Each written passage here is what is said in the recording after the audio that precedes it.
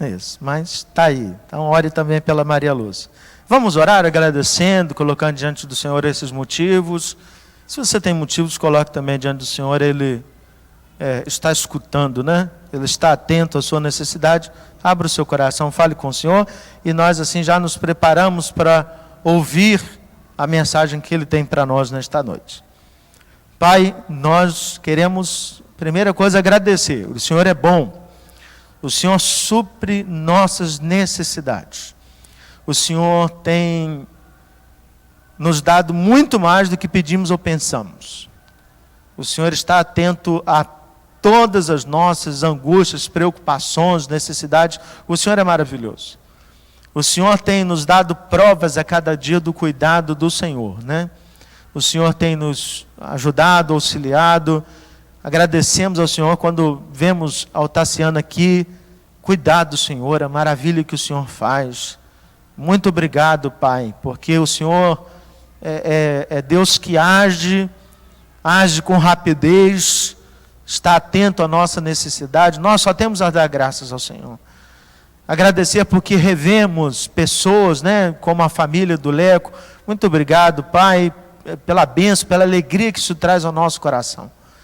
Obrigado por tantas e tantas bênçãos, mas queremos agradecer também pelos alimentos que foram entregues, né? Pessoas que confiam no Senhor e não deram do que sobra, mas deram do que o Senhor deu para que possam compartilhar e suprir a necessidade de outras pessoas. O Senhor é maravilhoso. Nós agradecemos cada moeda que foi entregue no altar do Senhor, porque ela será para sustento de pessoas, será para a expansão do reino do Senhor. E que cada um faça isso por convicção, por liberalidade, que faça por compromisso com o Senhor. E que todos nós tenhamos pleno esclarecimento do que fazer e por que fazer. Pai, recebemos nesta semana essa notícia do Ney, do acidente que sofreu, como o nosso coração sofre em saber que alguém, no exercício de seu trabalho, sofreu um acidente tão grave, perdeu os membros. Pai, tem misericórdia do Ney e de sua família, providencia resposta, auxílio, que eles tenham a certeza do cuidado do Senhor, que cada oferta entregue para auxílio possa ser multiplicada por Ti e atingir o valor necessário para que o Ney possa receber essa prótese e assim ser tratado. Pai, nós agora vamos ouvir Tua palavra mais uma vez, e o que nós pedimos é discernimento, para que ao ouvirmos a Tua voz possamos entender que o Senhor é quem nos fala, e assim, ouvindo Tua voz, possamos colocar em prática aquilo que o Senhor coloca de desafio, de mudança de vida. Ajuda-nos, Pai. É em nome de Jesus que nós pedimos e nós agradecemos. Amém. Nós vamos começar uma nova série hoje. Ela tem uma relação muito grande, né, com as Olimpíadas. É uma série temática. E existe um hino, né? Não tem como olhar esse nome aí, não é dos Fortes da Vitória, não lembrar do hino, né? Para quem tem memória de hino, sabe do que eu estou falando, né? Mas só que o hino não é a música tema da série. Então é importante a gente pensar que há desafios, existem lutas, e quem é que vence no final, né? No espírito olímpico vence o melhor, quem está mais bem preparado, vence quem tem uma equipe, um bom técnico e um monte de coisa, mas e para nós? A questão hoje, a primeira é verificarmos a bandeira que carregamos. E para isso, falar da minha bandeira, nada melhor do que ler um texto bíblico que tem exatamente essa expressão, que é Êxodo 17, de 1 a 16. Então, quero convidar você, o texto está projetado, mas que você abrisse sua Bíblia, ou abrisse aí o aplicativo com a Bíblia. Êxodo 17, de 1 a 16, é todo o capítulo 17. Vamos fazer assim, são 7 slides. Eu leio um, você lê o outro slide, e assim a gente vai fazendo uma leitura alternada, ok? Diz: Tendo partido toda a congregação dos filhos de Israel do deserto de Sim, fazendo suas paradas, segundo o mandamento do Senhor, acamparam-se em Refidim. E não havia ali água para o povo beber. Contendeu, pois, o povo com Moisés e disse: dá-nos água para beber. Respondeu-lhes Moisés: por que contendeis comigo? Por que tentais ao Senhor?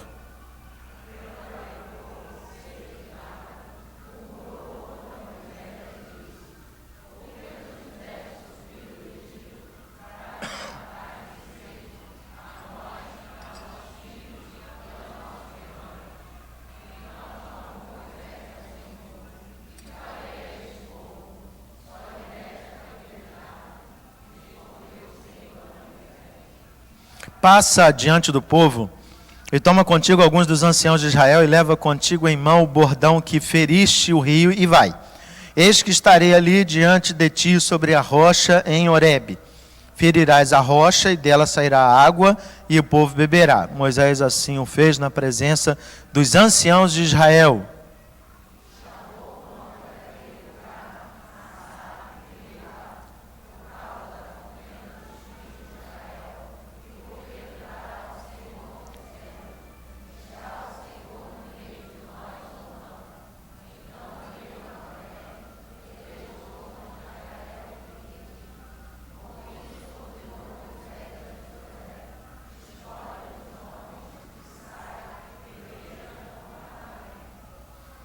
Amanhã estarei eu no cimo do outeiro, e o bordão de Deus estará na minha mão.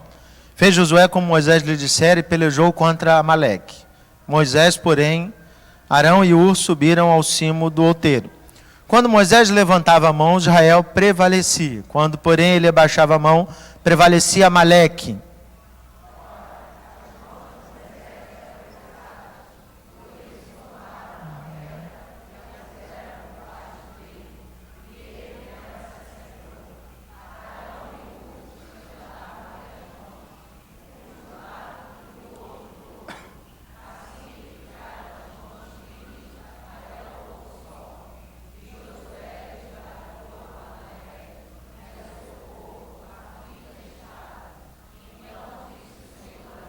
Leia comigo. Escreve isto para a memória num livro e repete-o a Josué. Porque eu hei de riscar totalmente a memória de Amaleque de debaixo do céu. E Moisés edificou um altar e lhe chamou: o Senhor é minha bandeira. E disse: porquanto o Senhor jurou, haverá guerra do Senhor contra Amaleque de geração em geração. Que Deus mesmo nos abençoe na leitura de sua palavra. Bem, vamos caminhar e lembrar um pouquinho de história e geografia, né? O povo ficou cativo lá no Egito durante muitos e muitos anos, né? Mas toda a história começou lá com José e seus irmãos. Então eles foram crescendo em número, até que os egípcios acharam que eles eram um número demais e que poderiam, de alguma forma, lutar contra os egípcios. Então os egípcios decidiram: vamos colocá-los a trabalhos forçados. É a primeira experiência de escravidão que o povo de Deus tem. Mas, em determinado momento, lembra que nós lemos no início do culto, Êxodo capítulo 3, né? O povo começa a clamar e pedir a Deus: Senhor, tira-nos desta terra, a gente está sofrendo demais. Deus escuta o clamor, manda Moisés para ir até o encontro do seu povo e tirá-lo de lá. Moisés tem dúvida, tem medo, tem um monte de sentimento. Deus dá provas para eles, né? Para ele de que ele poderia ir. Ele reclama que é pesado de língua. É uma expressão para dizer que ele não é um cara fluente de palavra, não é um cara que tem bons argumentos. Alguns traduzem até que Moisés poderia ser gago, né? Alguém com dificuldade de fala. Mas a ideia é que Moisés não se vê capaz. Deus coloca Arão, seu irmão, para ir com ele. Eles vão ao Egito. Você conhece a história das pragas do Egito? E aí o povo saiu do Egito, ok? Muito bem. O que muita gente não conhece é esse mapa aí. Então, quando você olha para cá, o povo estava aqui, ok? território de Ramsés. Quando você olha para onde eles têm que chegar, é lá. Dá para ver o pontinho vermelho? Se não dá, diz misericórdia. Caramba, então você faz um óculos também, pode ser. Então ele sai daqui, ele podia fazer esse trajeto, ok? Olha o caminho que o povo faz. Ele passa para cá, vai lá, dá uma volta de novo, vai para lá, volta, vem para cá, volta, dá uma volta e vai. Aí chega aqui. Ele demorou 40 anos. Ok? Se você olhar aqui, existem dois caminhos. Primeiro é a rota dos comerciantes, ok? Tem um tracejado, se você não vê o ponto vermelho, você não vai ver. Pede a Deus visão de águia, que você consegue. Tem um tracejado aqui, que é a rota dos comerciantes. Eles poderiam vir por aqui e subir. Aqui em cima tem o caminho para a terra dos filisteus, mais fácil ainda. Lá em cima está escrito Filiste, então eles poderiam vir aqui por cima, tal. Por que Deus não deixou que o povo viesse aqui? Abre sua Bíblia, Êxodo 13, 17.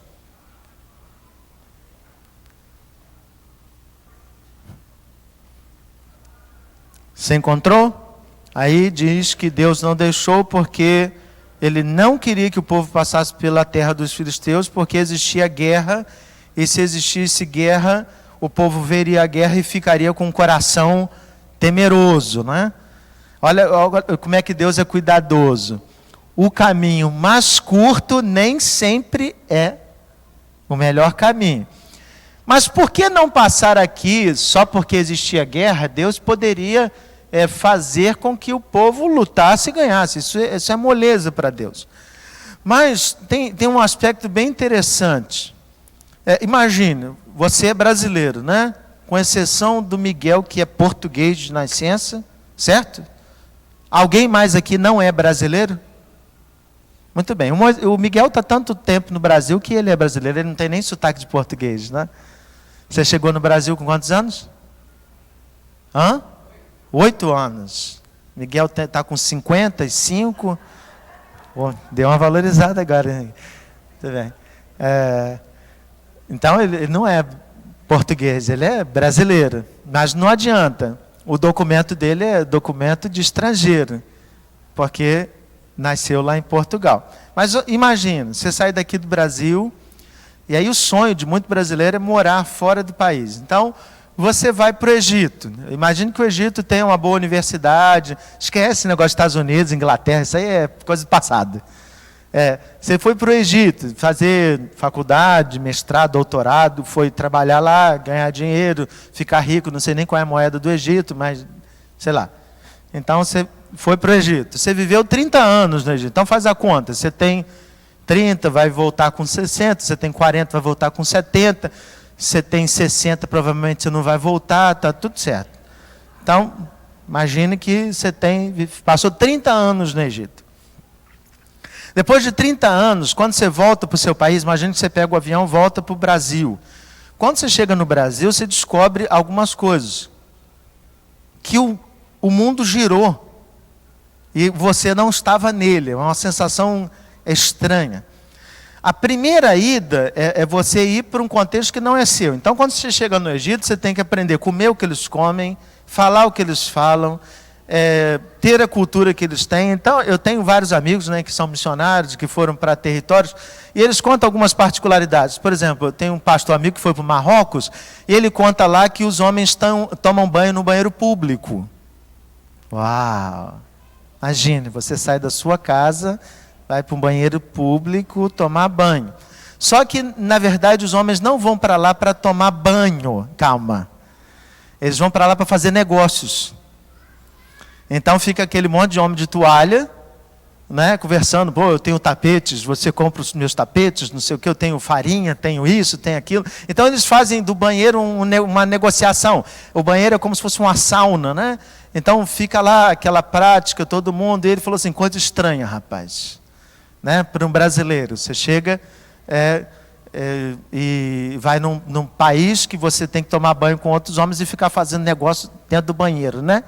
Por que não chama numa sala de reunião? Tudo bem, mas lá é assim. Então você precisa se acostumar com a cultura, você vai se acostumar com a forma como eles tratam, né? Alguns países tratam a mulher muito mal, não tem prazer nenhum, né?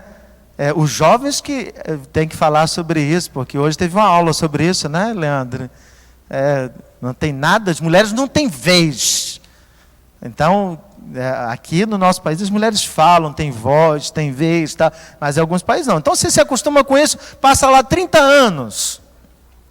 Quando você volta, então você teve um choque cultural, e quando você volta, tem um negócio chamado choque reverso.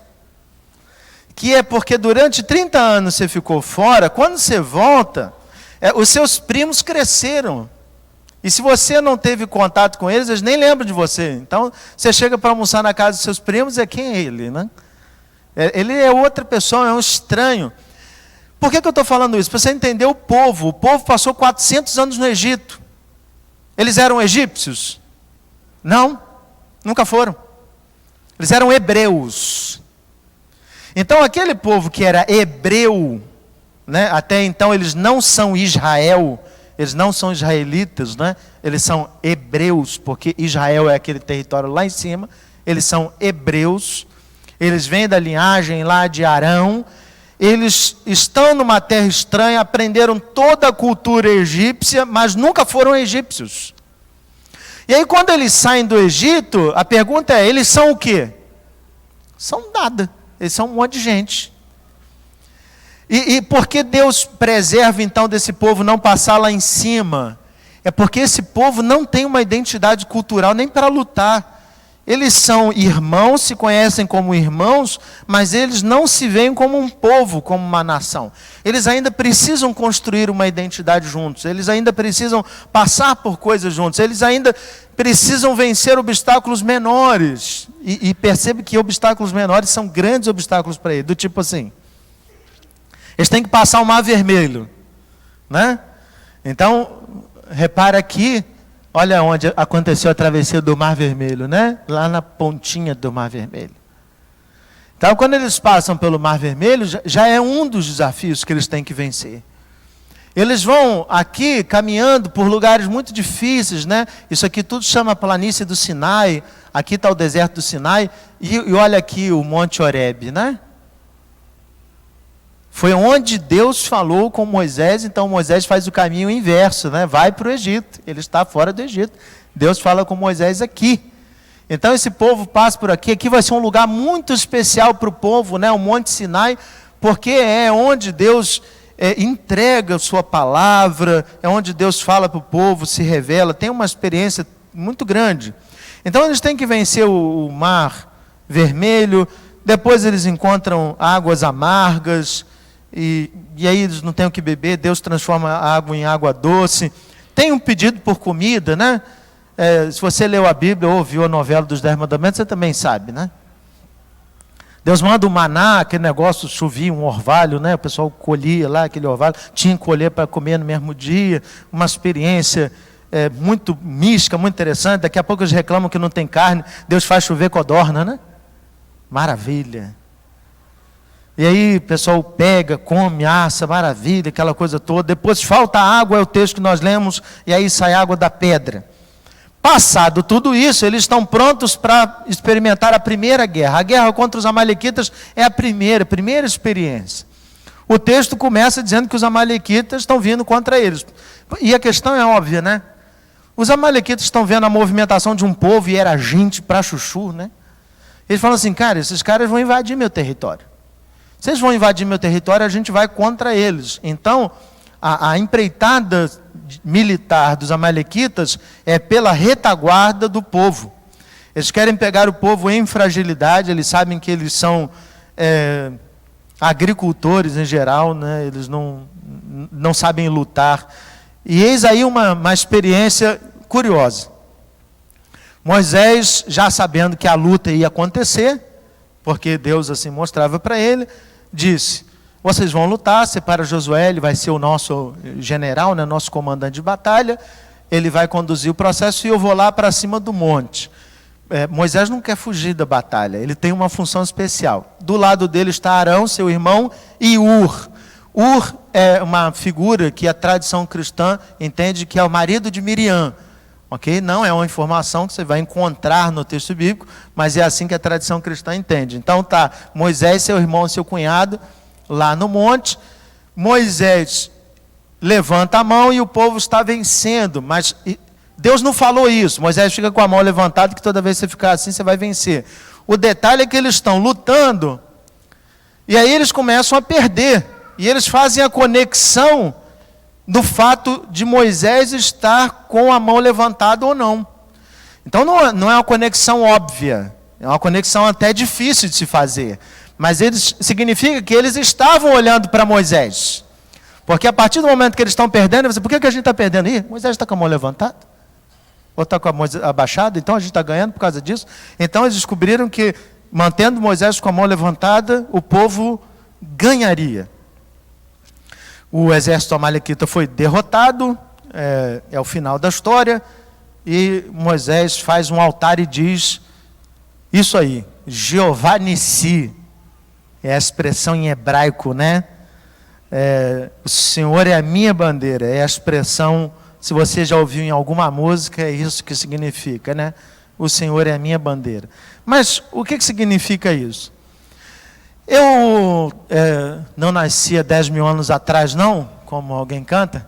Eu sou de 1979, e da minha época, as crianças ficavam em forma na escola para cantar o hino nacional. Então, a gente tinha que botar lá mão no peito, né, aquela coisa, olhar para a bandeira sendo hasteada. Era um orgulho para um aluno ser chamado para hastear a bandeira, né? Era um princípio muito legal. Hoje canta o hino na escola? Sim. Segunda-feira. O meu era todo dia, né? Mais patriota. A gente era mais patriota. Aí ficava aquela coisa, que maravilha, olhando para a bandeira. As crianças, né? Imagino eu cantando com 6 anos, ouviram do Ipiranga As Margens Plácidas. Foi a primeira vez que eu entendi o que era falar em línguas, né? Porque você fala um negócio, você não entende, mas você está cantando, olhando para aquela bandeira, maravilha. Mas esse é o hino nacional. Algumas décadas antes de mim, na minha época já não cantava mais o hino da bandeira. Uau! Poderia fazer uma enquete agora, quem sabe o hino da bandeira, escrito por Olavo Bilac. Salve lindo pendão da esperança, salve símbolo augusto da paz, tua nobre presença, a lembrança, a grandeza da pátria nos traz. Pode parar, senão alguns irmãos vão chorar, né? Maravilha. Caramba, rapaz, que maravilha. Quando cantar a bandeira do Brasil, né? Salve lindo pendão da esperança. Pendão é a palavra muito interessante para a gente fazer referência à bandeira, porque bandeira, pelo menos na minha cabeça, não sei o que passa na sua cabeça, bandeira é o pedaço de pano. Mas a palavra, né, o Jeová Nissi, significa que o Senhor é o meu pendão. Não ajuda nada a gente, piora, né? Se eu cantasse assim, o Senhor é o seu pendão real, assim, não traz muito significado. Por quê? Porque o pendão, né, diferente da bandeira, está falando da haste, está falando do mastro, né, está falando daquele estandarte, não do pano, mas do símbolo todo. Ou seja, todo exército, quando ia para a batalha, alguém levava o estandarte. Então as pessoas iam olhando e aquilo identificava o povo, né? Identificava quem estava lutando, identificava os soldados, e aí sim o pessoal poderia olhar, não, meu grupo está lá, então eu preciso ir para lá. Por isso que tem aquele cara que fica lá com o estandarte, né? Eu não sei se ele luta durante a luta, mas o negócio é que ele fica segurando a bandeira. É um papel importante. A identificação é muito importante para nós, porque ela nos traz a ideia de que nós somos um povo de Deus. Se o Senhor é a bandeira, né? Se o Senhor é o estandarte, quem está debaixo daquele estandarte pode ser chamado de povo de Deus. E isso é legal, porque imagina, né? Aquele povo que saiu 400 anos do Egito e não tinha identidade como povo, a primeira vitória que eles têm, né? O pessoal, caramba, nos descobrimos como povo, a gente agora está feliz porque tem uma identidade, aquela coisa de acabar a batalha, caramba, nós vencemos, maneiro, muito legal, a experiência é fantástica. de ter alguém, né, à frente, de ter uma experiência coletiva. Só que, por que nós somos povo de Deus? É a grande questão. Há algumas lições que a gente precisa entender. O povo poderia olhar para Moisés e dizer, e clamar assim, né? Agora Moisés é o nosso rei. Agora Moisés é o nosso líder, nós reconhecemos Moisés. Então, para mim, me chama muita atenção, porque assim, imagine se você estivesse no lugar de Moisés, com as mãos estendidas, e aí você percebe que quando você levanta a mão, o povo ganha. Se abaixou a mão, o povo perde, levantou, ganha, baixou, perde. Não dá uma sensação de poder? Não dá uma sensação de, puxa rapaz, eu tenho uma ideia, e isso, o povo passou a olhar aquilo. Então todo mundo olha para Moisés, e Moisés prontamente, ativamente, fez um altar e disse assim, é o Senhor que é a bandeira. É o Senhor que ganhou a batalha. É o Senhor que é o pendão que vocês devem olhar. Não olhem para mim. O Senhor é a bandeira. E se a gente para pensar nisso, tem algumas questões que a gente precisa responder, tem algumas coisas que são importantes pensarmos. Primeiro, se o Senhor é a bandeira, significa que agora eu faço parte de um povo. É óbvio. Se eu faço parte de um povo, eu preciso entender que não é possível viver o Evangelho sozinho. A gente vive um tempo muito curioso. As pessoas descobriram que podem falar com Deus no seu quarto. Uau! Mas elas acharam que por falar com Deus no seu quarto, elas não precisam ir para o lugar chamado igreja. É porque fizeram uma grande confusão. Esse lugar aqui não se chama igreja. Esse lugar se chama templo. Igreja somos todos nós reunidos. Um cara sozinho no quarto, ele ao mesmo tempo é e não é igreja. Ele é porque o Espírito está dentro dele, mas o texto bíblico diz que Deus está presente onde? Uau! Viu que o texto não valida ou não incentiva a vida solitária? O texto o tempo todo vai mostrar que nós somos corpo, que nós somos um organismo vivo, que nós somos pessoas juntos, que nós estamos juntos, que nós precisamos nos identificar como juntos. Mas o grande desafio desse tempo é viver junto, porque as pessoas têm dificuldade de viver junto. As pessoas querem viver sozinhos, isolados. Cada vez menos as pessoas querem fazer programas coletivos. Existem alguns fatores, né? O povo está muito cansado, tem medo de sair à noite, um monte de coisa. Mas as pessoas estão vivendo vida mais solitária. Às vezes eu pego as crianças na casa e falo assim, vocês precisam largar essas coisas mais eletrônicas e brincar de bicicleta, de pular corda, coisas que necessitem da presença do outro. Porque até mesmo os brinquedos, às vezes, incentivam uma vida individual. Então, a gente precisa valorizar o coletivo. Eu faço parte de um povo. Eu tenho uma identidade cultural. Eu estou junto com pessoas lá. Se elas são assim ou são assado, não interessa. Elas são o meu povo. Irmãos, é curioso. O Brasil, comparado a lugares no mundo, a gente diz que o Brasil é país de terceiro mundo, né? Eu fiz uma viagem, quando eu voltei, eu disse assim, cara, a gente é terceiro mundo porque não tem mundo depois, né? Porque se a gente tivesse mundo depois, a gente era o 20º, 30º mundo. Já começa assim, você desce no aeroporto internacional do Rio de Janeiro, você olha para a rua, rapaz. Aí eu peguei o BRT, né? BRT vazinho, brincadeira, lotadão, desci em Madureira, né? Irmãos, a nata. Tirei uma foto e mandei pro amigo, né? E falei assim, cheguei na minha Nínive. Mas assim, com felicidade disse isso. Porque, embora muitos lugares no mundo sejam muito bons para viver, para morar, para estudar, foi aqui que Deus escolheu que eu nascesse. Então eu não posso negar as minhas raízes.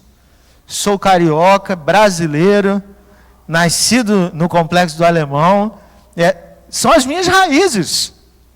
Eu tenho uma história, e eu não posso negar isso, eu faço parte de um povo. Porque se eu não entendo isso, é mole deixar o Brasil e ir avante atrás dos meus sonhos e esquecer que tem um monte de gente. Por que Deus me fez nascer no Brasil e não na Holanda? Senso de humor, né? Por que Ele fez a gente nascer no Brasil e não na Alemanha? Porque Ele nos deu uma identidade, irmãos, e a gente precisa valorizar isso. Então, ser igreja no Brasil é valorizar isso, é valorizar que nós temos uma história, que Deus quer que a gente esteja aqui, a gente pode até estudar, se aperfeiçoar, mas não esqueça do seu povo. Nós temos um povo, e passando isso para o povo de Deus, nós somos povo de Deus. Então, por mais que você tenha uma vida individual no seu quarto, relacionamento com Deus, crente que não tem relacionamento, ou pessoas que não têm relacionamento com a igreja, com gente, não entendeu o que é ser povo de Deus. Você pode ter vida devocional no seu quarto, mas é preciso ter relacionamento com gente. Segundo, se eu sou povo de Deus, agora eu luto as batalhas que Deus, me manda lutar. Várias pessoas já sabem, se não todas, eu fui capelão no INCA, e tem uma coisa muito interessante. Há uma expressão contra o câncer, que é assim, dita por muita gente. Não sei quem começou isso, mas é assim: agora eu comecei a minha luta contra o câncer. Então, as pessoas passam lá, lutas, geralmente são lutas longas, algumas muito longas, pessoas que duram meses, outras anos, lutando contra o câncer. Alguns lutam a vida toda contra o câncer. E é muito curioso que, em algumas vezes, eu visitei pessoas que estavam lutando há muito tempo. Essas pessoas vieram a falecer e os familiares disseram a seguinte frase, abre aspas: fulano perdeu a luta contra o câncer. Essa é uma expressão que me chama muita atenção. Por que perdemos determinadas lutas? O texto bíblico disse que a vitória para quem está em Cristo Jesus, ela é garantida. Mas por que perdemos, então, determinadas vezes?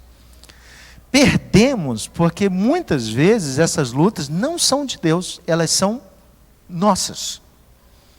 Quem disse que você precisa lutar contra o câncer? O texto bíblico diz que a nossa luta não é contra carne, mas a nossa luta é contra principados, potestades. A nossa luta não é humana, nossa luta é espiritual. Às vezes a gente decide travar lutas ou entrar em determinadas lutas, achando que elas são legítimas. Elas podem até ser boas, ok? Ter princípios bons. Então a luta contra a morte de determinados animais, a luta contra isso, a luta contra aquilo, mas são lutas pessoais. A gente precisa entender isso. São lutas ideológicas. Nem sempre são as lutas que Deus coloca diante de nós. Às vezes o povo de Deus tentou fazer algumas batalhas que Deus falou para não fazer. O que aconteceu em todas elas? Perdeu. Todas as vezes que Deus mandou lutar, qual foi o resultado? Ganhou. E às vezes Deus, para exercitar a fé do povo, ele disse assim: não, vocês têm muitos soldados, 30 mil é muita gente. Aí então tá, vamos levar 3 mil. Não, 3 mil é muita gente, leva 300. Aí Deus mandava lutar com 300, irmão. 300 contra 50 mil. Só se fossem os espartanos, 300. Deus estava exercitando a fé do povo para mostrar que Deus, quando manda determinadas lutas, nós vencemos. A nossa armadura, ela não é física, ela é espiritual. Capacete da salvação, a espada, que é a palavra, ou seja, as sandálias são o evangelho, mas ninguém está calçado com a Bíblia, entendeu? Ninguém fica andando com a Bíblia igual uma espada, ninguém é doido para fazer isso, alguns são. A ideia não é física, a ideia é espiritual. Nossa luta não é contra as coisas que nós estamos vendo, é contra aquilo que não estamos vendo.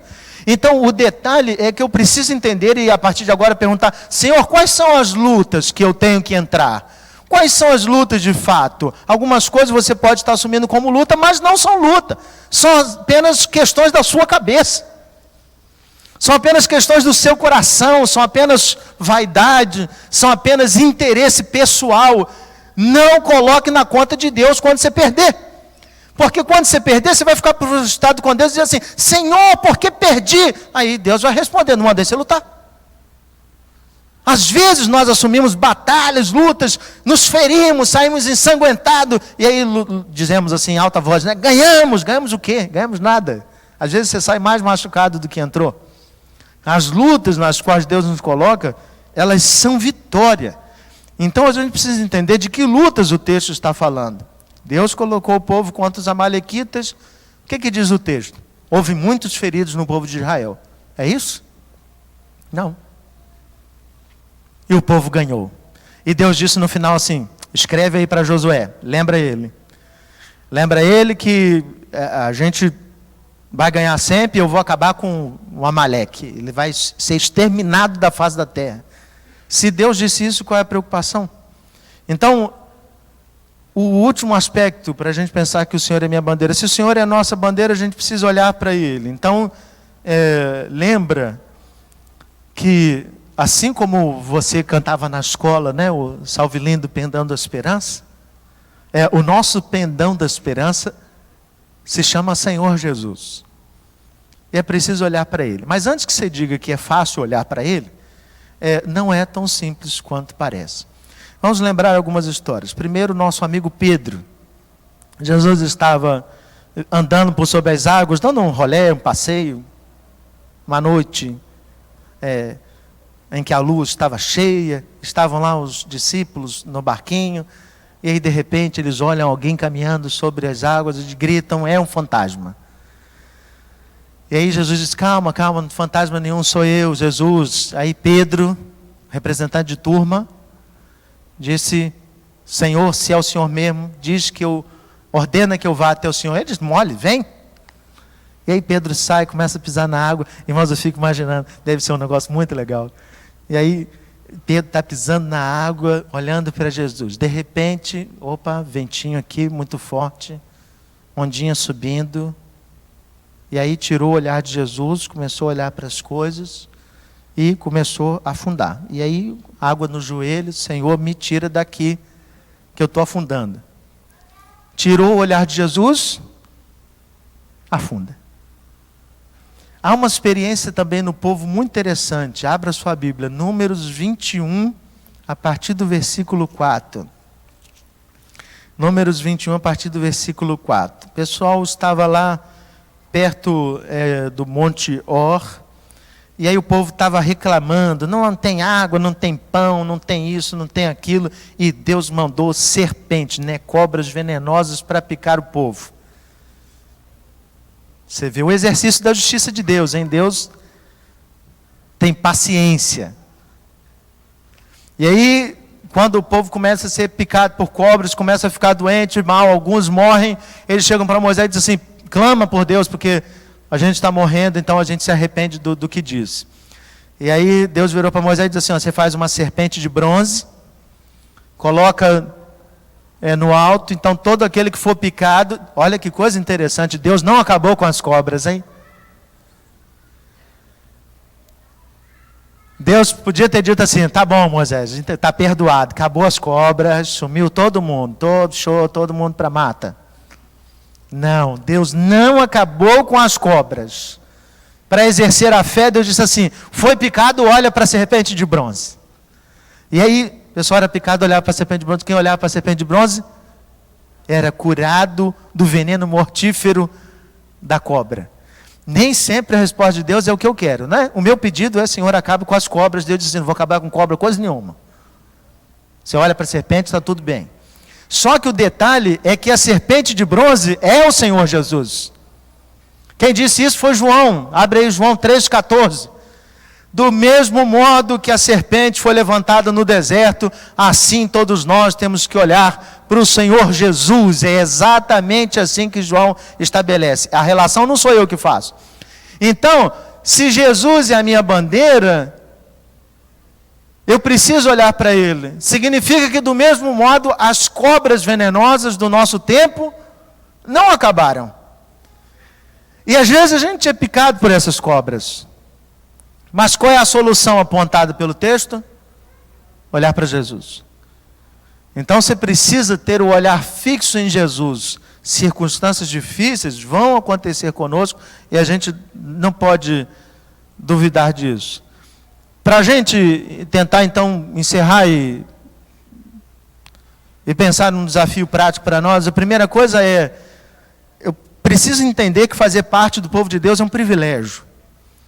Deus deixou que a gente fosse brasileiro e carioca. Alguns são nordestinos, mineiros. Pessoal aí, a gente tem o Rio de Janeiro tem uma sociedade multicultural, né? Tem irmãos aqui do Brasil inteiro. Do Oiapoque ao Chuí. Então nós temos aqui uma diversidade. A gente precisa entender que Deus nos chamou para ser povo dele, independente do contexto onde a gente nasceu. Isso é um privilégio.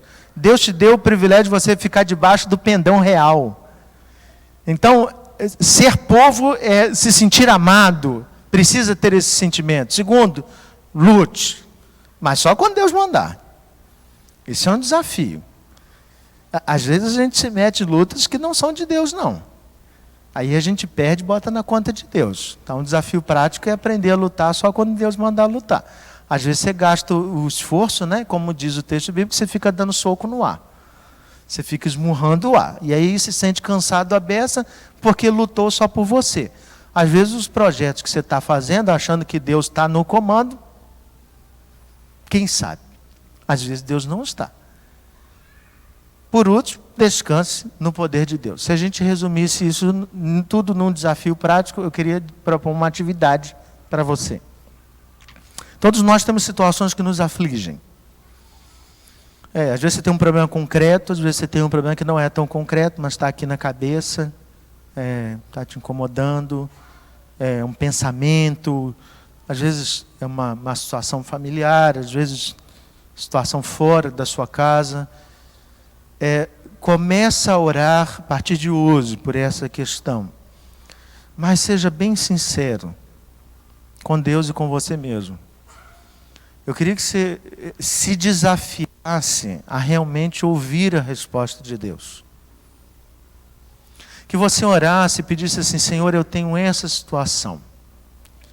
E às vezes eu tenho dificuldade de entender que o Senhor está mandando fazer. O pastor está falando lá da frente, parece tão simples, mas a minha prática mostra que não é tão simples. Então, Senhor, me ajuda. Me ajuda a entender o que o Senhor está respondendo. Se ao final você não conseguiu perceber, continue na outra semana. Deus pode estar falando, o desafio é aprender a ouvir. Então é preciso se debruçar diante do Senhor de forma prática, entendendo que Deus está conosco. O significado de que o Senhor é a minha bandeira não fui eu que decidi fazer parte do povo de Deus. É Deus que decidiu me escolher para fazer parte do povo dele. Então, se Deus me botou nessa condição, Deus está cuidando de mim. Você precisa gravar isso. Deus está cuidando de você. Deus está lutando as batalhas. É Deus que está à frente. É Deus que diz: vira à direita, vira à esquerda. É Ele que conduz as situações. Se Ele está conduzindo, o meu único papel é ficar no centro da vontade de Deus. E para isso eu preciso gastar tempo em oração, perguntando: Senhor, qual é a tua vontade? Não faça nada, absolutamente nada, sem entender especificamente a resposta de Deus. Se está com dúvida a respeito da resposta de Deus, diga: Senhor, eu não entendi. É isso mesmo. Tenha misericórdia de mim, mostra-me mais uma vez. Deus te ama, Ele vai fazer isso. Mas entenda que nada pode ser feito sem a aprovação dEle. É Ele que é o nosso pendão. É Ele que vai à frente quando lutamos. É Ele que está na nossa direção. Nós cantamos uma música, e me lembrou muito esta música enquanto eu escrevia, que é a música Quebrantado, que ela diz que eu olho para a cruz, e para a cruz eu vou do seu sofrer participar. A sua obra vou cantar. Então, se a gente olha para a cruz, e para a cruz eu vou, eu sei para onde eu estou indo para a direção que Deus aponta. Então eu queria que você abaixasse sua cabeça agora e orasse nesse sentido. Pergunte para Deus, ou fale com Deus o seu sentimento. Você se sente povo de Deus? Você sente que o Senhor é a sua bandeira, o Senhor que está à frente da sua vida? Se você não sente isso, fale com Deus. Senhor, eu não tenho sentido isso. Estou me sentindo um brasileiro no Egito. Deus está te trazendo do Egito para o Brasil, mas é preciso colocar-se diante dele. Então fale com ele. Se o sentimento é de aflição, coloque diante dele. O Senhor sabe disso. Então feche seus olhos. Fale com ele. Abre seu coração. Deus está interessado em ajudar você.